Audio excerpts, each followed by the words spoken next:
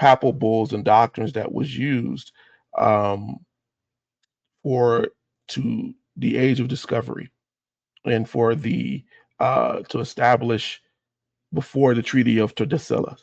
In other words, it is what allowed um, Spain and Portugal to have the Kingdom of Castile, right? It had the Kingdom of Castile and the Portuguese kingdoms to split what we now know as the New World. And so when you look at that particular um, papal bull, it is important to understand that what the Intercateria was. But at the same time, the Didum Seclorum is also important because it was basically a extension of that. It basically was an early version of Manifest Destiny.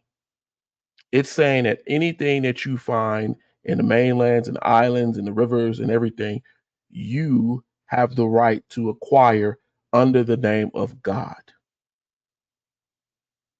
And so we got a question in about that.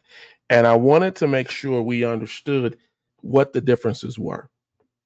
The Intercaterum allowed them to split what is known as that line, right, of what the Portuguese could have and what the Spanish could have claim to in the New World.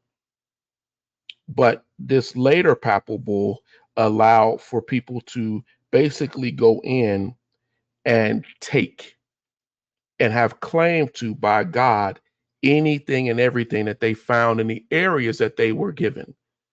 So it gave them a religious um, stamp of approval, so to speak, on what it is that they could do and what it is that they could take.